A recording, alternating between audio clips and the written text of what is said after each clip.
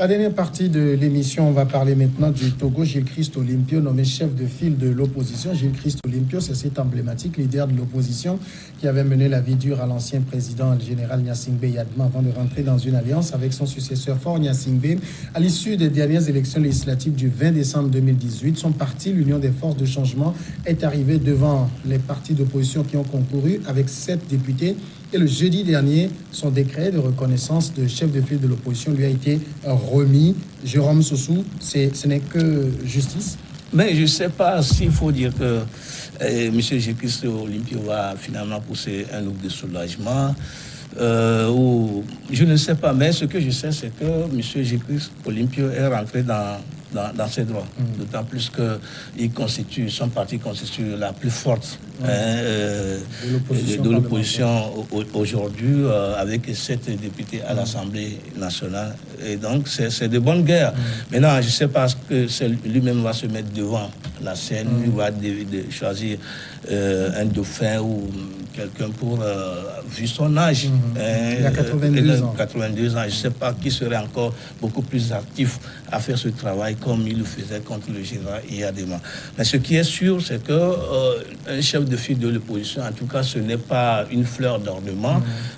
Quand on te nomme ou on te consacre chef de file de l'opposition, c'est-à-dire que tu as un rôle, une responsabilité à jouer. À mon avis, le chef de file de l'opposition, c'est celui-là qui, en réalité, devait rassembler tous les acteurs de l'opposition autour de lui, réfléchir d'une manière positive pour le développement du pays, écarter de toute façon de lui cette manière de faire la chose, cette façon de chercher ses intérêts égoïstes et personnels. Donc pour moi, aujourd'hui, on te consacre dans le droit de chef de file de l'opposition et tu reviens fondamentalement de rassembler toute l'opposition autour de toi, réfléchir de façon positive par rapport au développement du pays et tout. Parce que c'est vrai qu'ils ont des rôles, des devoirs à accomplir, mais aussi des droits. On ne va pas forcément penser, je ne le souhaite pas, que M. Gilles-Christ et son parti pensent uniquement à leurs droits, mais aussi aux devoirs à jouer sur le terrain. Alors, Gilles-Christ Olympio, chef de file de l'opposition, c'est vrai que le personnage, dans un passé, je ne dirais pas si récent que ça, a déjà incarné cela sans qu'il y ait un statut qui le lui reconnaisse. Oui, mais la question qui se pose aujourd'hui est de savoir de quelle question on parle. Non, peut-être l'opposition institutionnelle. Oui. C'est-à-dire qu'il faut qu'on précise la chose parce que les foyers de l'opposition en général aujourd'hui sont assez diffus.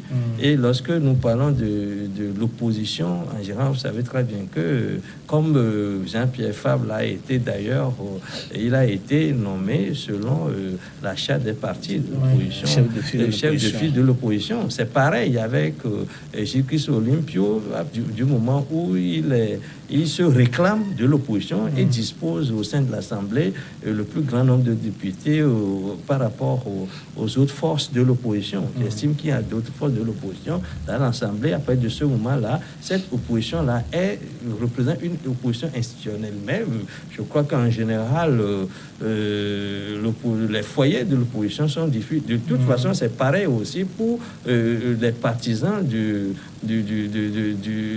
unir au pouvoir. C'est pareil. Donc on ne peut pas dire que... on ne peut pas... Moi, je n'ai jamais été d'accord d'ailleurs avec cette affaire de chef de file de l'opposition parce que j'estime qu'on ne peut pas citer les gens à l'opposition à suivre telle personne comme chef de file de l'opposition, comme on peut citer des gens à un tribunal pour dire que voilà, à partir d'aujourd'hui, voilà votre père. C'est lui le chef de file de l'opposition. Alors que ailleurs, ça marche. Comme par exemple en Guinée, ça marche bien. En Guinée, vous parlez de quelle Guinée? De la Comté? Oui, à mon avis, ça marche. Absolument, cela ne marche que lorsque le chef même... Cela ne marche que lorsque le chef même fait l'unanimité auprès de ceux qui le regroupent. Ce n'est pas facile. Ce n'est pas facile de représenter, d'obtenir cette unanimité-là. C'est difficile d'avoir une unanimité autour d'une personne quand on sait que la contestation politique se greffe sur beaucoup de conceptions idéologiques. de la chose politique. Et donc, un marxiste et un communiste ne peut pas se retrouver avec... Alors pourquoi je vais considérer tel là comme mon chef, alors que je n'ai rien de commun avec lui. Le problème, l'institution là, la conception de la chose... justement, est-ce que ce n'est pas depuis l'érection même de l'institution de chef de file de l'opposition, c'est pas ça qui fragilise les oppositions? Non, je ne pense pas. Je ne pense pas parce que quoi, on pense que, comme je l'avais dit tout de suite ici, que les gagnants gagnent tout et les perdants perdent tout. On considère que l'opposition n'est pas suffisamment associée à la gestion de la chose publique. Et donc, on veut l'associer dans les grands rendez-vous politiques et diplomatiques du pays. Il faudrait que le chef de file de l'opposition soit là. S'il faut être ensemble, du moins, il n'y a pas de contestation autour de la fête de l'indépendance. S'il faut être ensemble pour fêter ça, il faudrait que l'opposition soit aux côtés des dirigeants pour les grandes réceptions, pour les grandes discussions. Par exemple, le Togo a actuellement le PMD. Et on considère que ça va faire booster le développement du pays. S'il y a des grandes rencontres autour de la question, le chef de file de l'opposition peut être associé. Comment vous pouvez contribuer à ce que ce qui existe déjà soit reconforté comme un acquis et qu'on ne mette pas en lambeaux le tissu social et qu'on s'unisse au moins autour de la question du développement. Et là, alors il faut un chef pour le faire.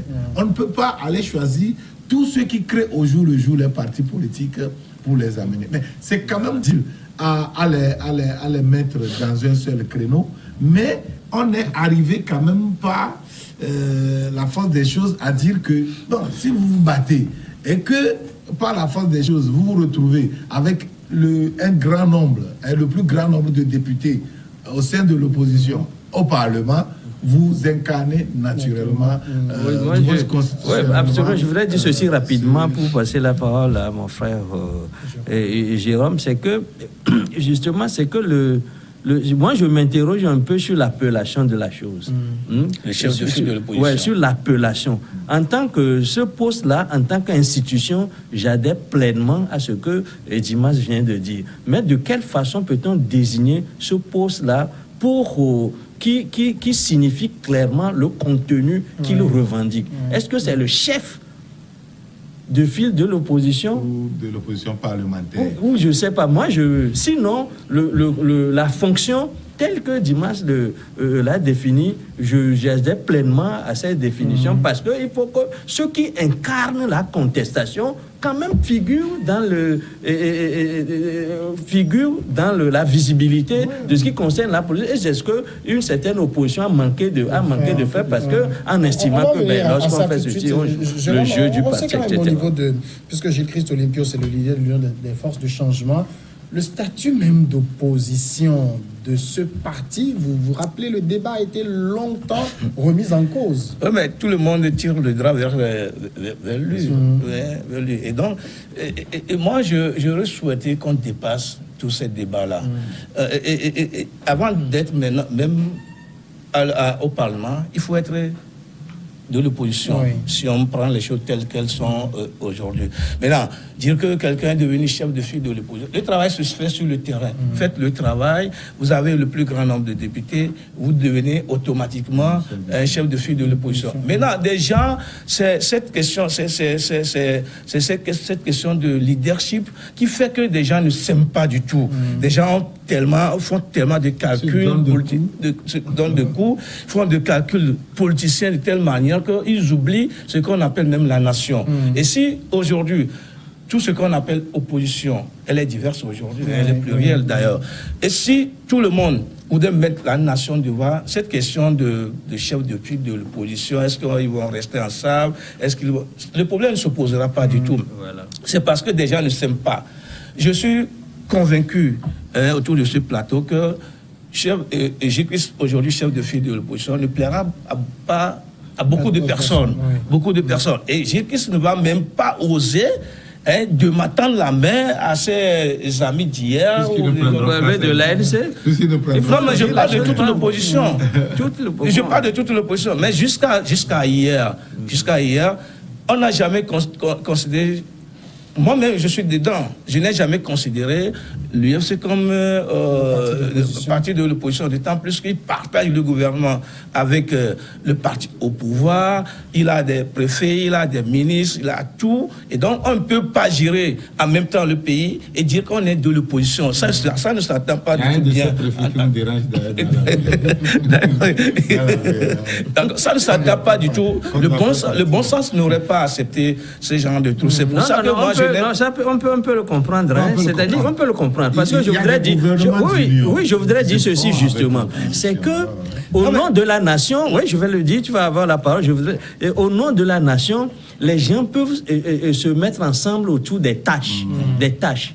C'est ce qui est possible. Oui, des tâches. C'est-à-dire que lorsqu'il y a telle tâche et que je me reconnais dans ça, je peux travailler avec le gouvernement sur cette tâche. Ça fausse une idée qu'on connaît, c'est que le gouvernement gouverne, l'opposition s'oppose. Oui, mais attends, on peut s'entendre sur des moments où on s'entend sur des tâches données. Oui, pour donner. Prenons par exemple le cas de l'APG qui a été conçu et on a vu qu'à chaque fois qu'on fait les lois et qu'on remet ça dans la main du RPT, le RPT l'applique à sa manière et donc ils se sont mis d'accord pour mettre sur pied un gouvernement d'union pour pouvoir avancer. Et ces différents gouvernements d'union n'ont jamais réussi. Et c'est ce que moi j'appelle tâche. Parce que lorsqu'on s'entend sur le minimum au nom de la nation, cela ne fait pas de moi de voir un partisan. Ça ne fait pas de moi. Je vous donne un exemple.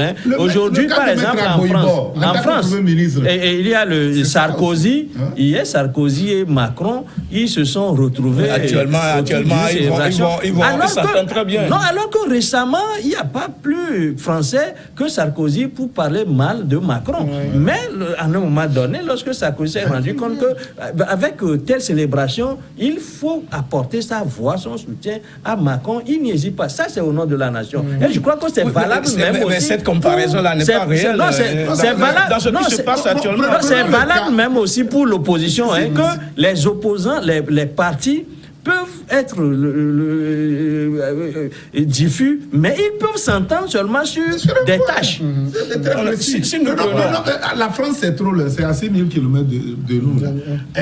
Prenons le cas de Maître Agboibo, qui a eu à diriger la primature. Autour d'un accord avec le professeur Ninevi, ministre des Affaires étrangères et autres. Ça ne faisait pas de partisans du parti au pouvoir. Non, c'est autour de quoi. Donc, ils sont toujours je ne suis pas d'accord avec toi. Je ne partage pas cette analyse au moment où Maître Agboibo était Premier ministre. Il n'avait pas signé un accord avec le pouvoir. Oui, justement. Il n'avait pas signé un accord. Il y a différents types d'accords. L'accord n'est pas écrit, peut-être, tu veux dire, mais c'est toujours un accord. Non, mais moi, remontons dans l'histoire et dans le parcours de comment appelle-t-on l'UEC depuis qu'elle a signé cet accord avec le parti au pouvoir en 2006 jusqu'à ce jour. Mais beaucoup de choses sont passées et l'UEC a appuyé le gouvernement dans beaucoup de choses qui n'ont même pas d'intérêt national. Beaucoup de choses, Si. Mais si tu es dans le gouvernement, tu dois appuyer le gouvernement. Et là, ce n'est plus dans le cadre de l'accord. Si tu es dans le gouvernement, tu acceptes d'aller dans le gouvernement, cela suppose que tu vas accepter toutes les complices du gouvernement. Le cas du CAR. Le cas du CAR. Qui a fait quoi? C'était au moment de la PG. Il a été Premier ministre. Agbouba justement a été Premier ministre après juste l'accord politique global. Et là, aujourd'hui, oui, là, à ce moment-là, ça concerne toute la nation. Et toute l'opposition, tous les acteurs politiques et tout le monde était dedans. Toute la nation d'ailleurs est impliquée dans cette histoire. Maintenant,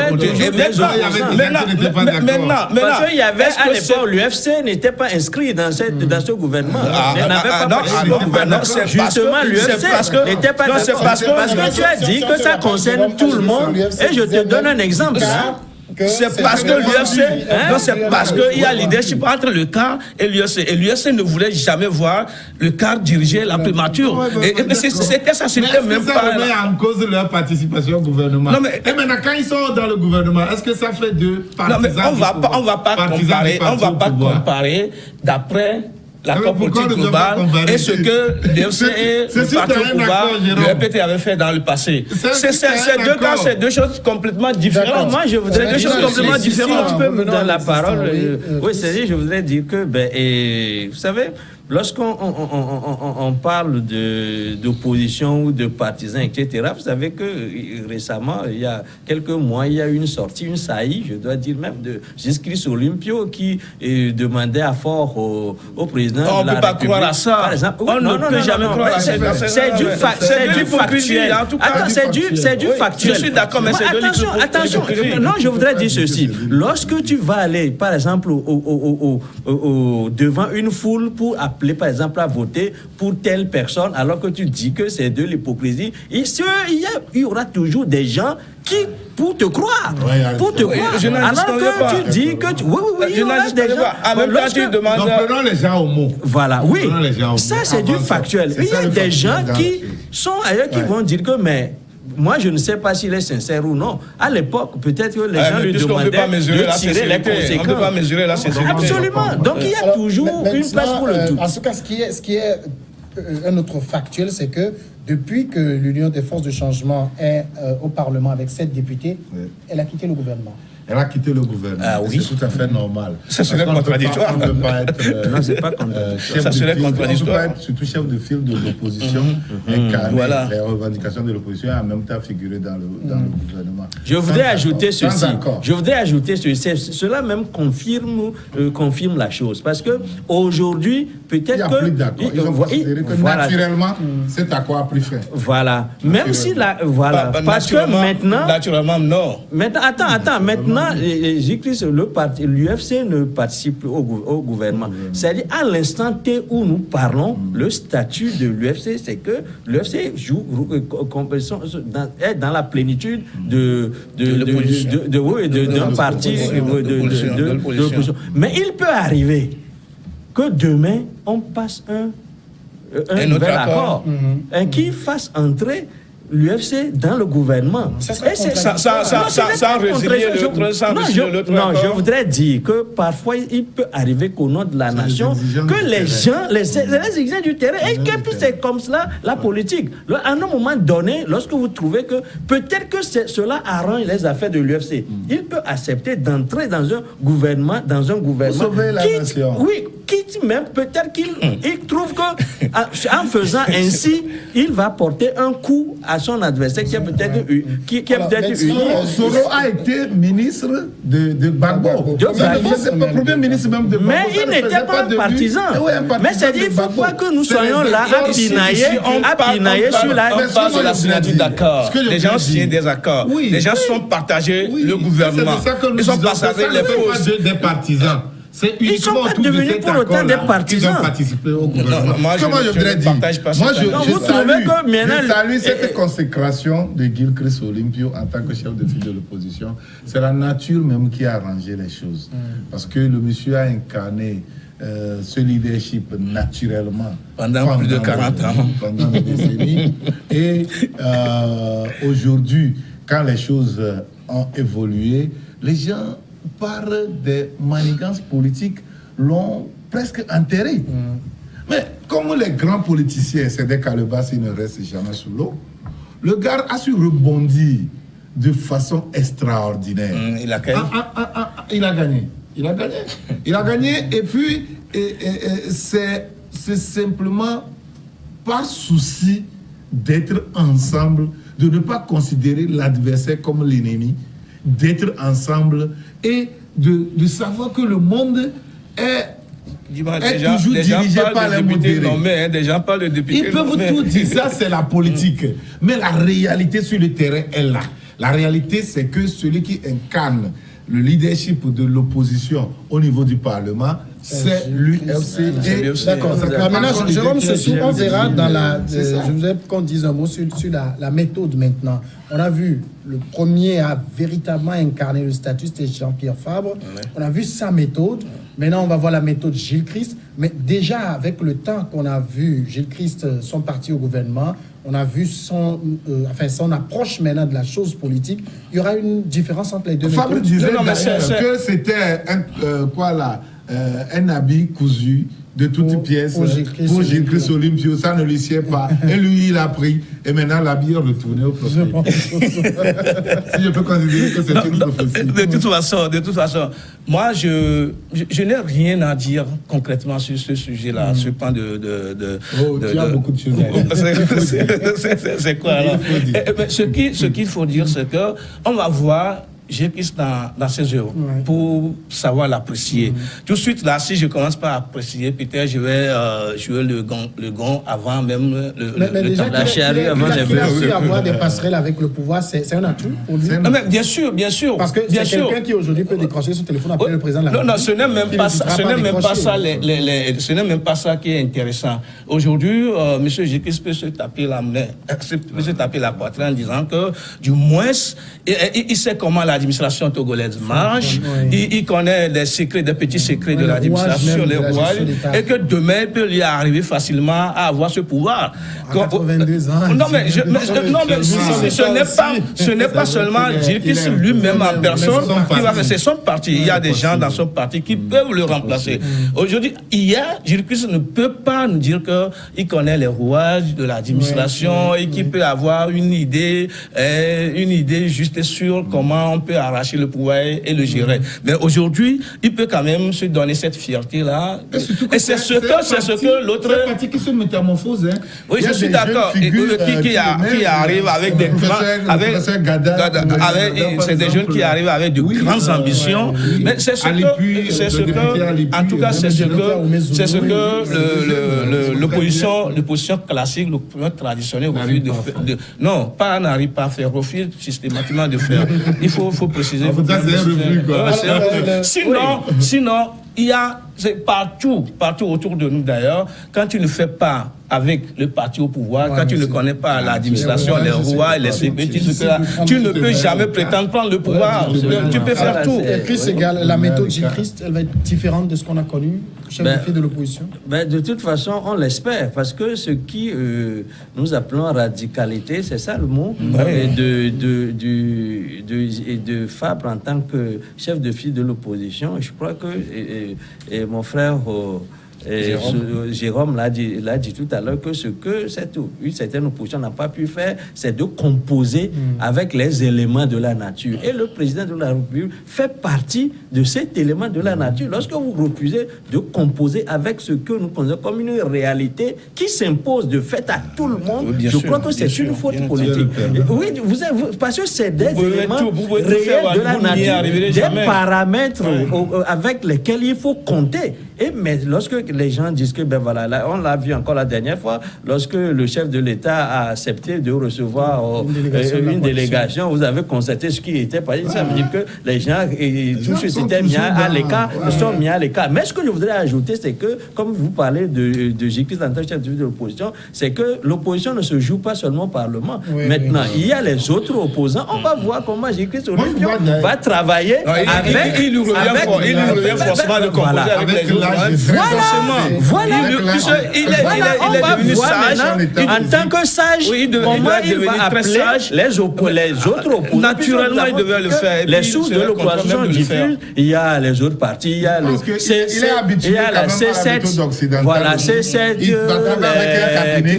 Avec un cabinet. Déjà que même dans le cadre de la crise qu'on a connue au Ghana, il avait reçu la coalition. Oui, bien sûr. Parce que le voit Gilles Christ au Ghana. Bien sûr. Parce que nous l'attendons beaucoup sur la façon dont il va composer avec les autres. Il va me supplier un cabinet qui va travailler. Parce qu'il y a PNP, il y a l'ANC, il y a FDF, il y a les autres. Le chef de file de l'opposition, c'est une institution. C'est une institution. Et qui doit avoir un cabinet, comme le président de la République. Merci beaucoup, Dimas Zikodo, Jérôme Soussou, Chris Sega. Merci d'être passé dans cette émission. C'est un plaisir.